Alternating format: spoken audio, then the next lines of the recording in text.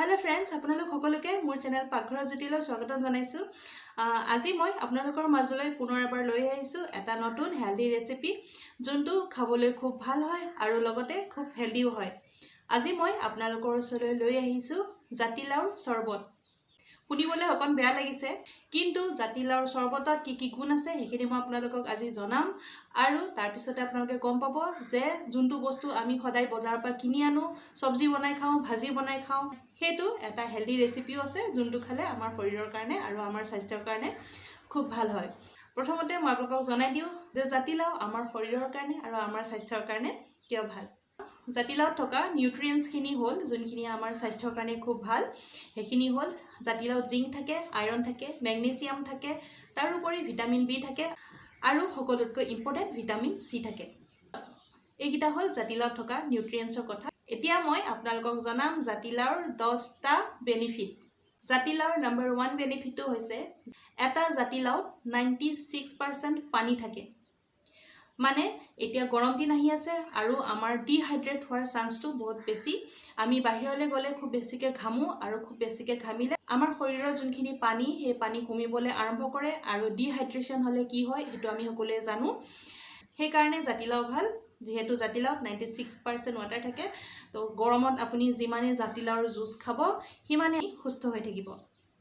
জাতিলাওৰ 2 number বেনিফিটটো হৈছে জাতিলাও খালে আমাৰ ছালৰ কাৰণে খুব ভাল হয়।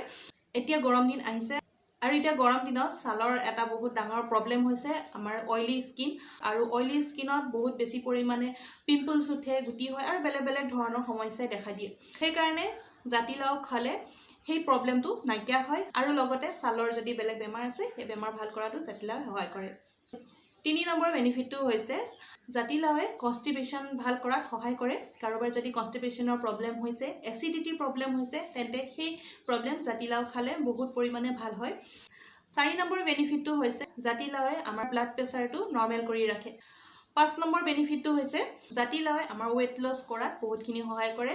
যিহেতু মই আগতে কৈছোঁ যে জাতিলাওত 96% পানী থাকে, সেইকাৰণে জাতিলাওৰ জুচ ডেইলি খালে ওজন কমোৱাত বহুতখিনি সহায় কৰে।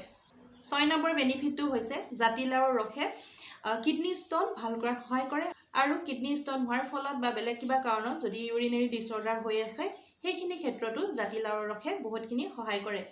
জাতিলাওৰ ৰসৰ 7 নম্বৰ বেনিফিটটো হৈছে জাতিলাওৰ ৰসে লিভাৰ ফাংচনখিনি বেলেঞ্চ কৰি ৰাখে। 8 নম্বৰ বেনিফিটটো হৈছে জাতিলাওৰ ৰস জণ্ডিছৰ কাৰণে খুব ভাল। যিসকল লোক জণ্ডিছ ৰোগত ভুগি আছে তেখেতসকলে যদি জাতিলাওৰ জুচ প্ৰত্যেক দিনে খাবলৈ লয় তেন্তে জণ্ডিছত বহুতখিনি জাতিলাওৰ ৰসে সহায় কৰে। 9 নম্বৰ বেনিফিটটো হৈছে জাতিলাওৰ জুচ খালে কলেষ্ট্ৰলৰ প্ৰব্লেম ভাল হোৱাত বহুতখিনি সহায় হয়। আৰু একেবাৰে শেষৰটো আৰু 10 নম্বৰ বেনিফিটটো হৈছে ফেটি লিভাৰ। জাতিলাওৰ জুচ খালে ফেটি লিভাৰৰ কাৰণে বহুত ভাল। এইখিনি হৈ গ'ল জাতিলাওৰ ৰসৰ বেনিফিটৰ কথা। এতিয়া জাতিলাওৰ ৰসটো আমি কেনেদৰে খাব লাগে আৰু কেতিয়া খাব লাগে সেইখিনি মই আপোনালোকক জনাই আছোঁ। মই দিয়া আজি ৰেচিপিটো আপুনি এবাৰ বনাই খাই চাব, আপুনি গমেই নাপাব যে আপুনি জাতিলাওৰ ৰস খাই আছে বুলি। মোৰ এই ৰেচিপিটো কি হয় মই আপোনালোকক জনাই থাকিম, তাৰ কাৰণে মোৰ ভিডিঅ'টো শেষলৈকে চাই থাকিব। তেন্তে চাওক আজি মই এই জাতিলাওৰ জুচ বা জাতিলাওৰ চৰবতটো কেনেদৰে বনালোঁ। প্ৰথমতে মই জাতিলাওটো এনেদৰে বাকলি গুচাই সৰু সৰুকৈ কাটি লৈছোঁ আৰু ভালদৰে ধুই লৈছোঁ।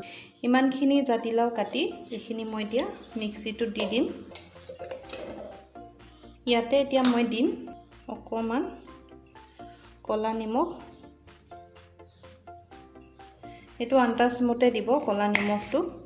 বগা নিমখো দিব পাৰে, কিন্তু ক'লা নিমখ দিলে বেছি ভাল হয়। অকণমান দিম জালুক, এডোখৰ আদা দিছোঁ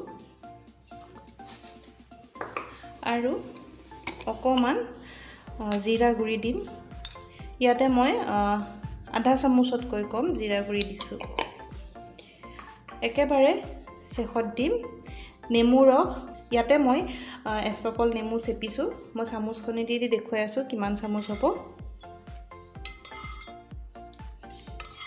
এইটো 3 চামুচ।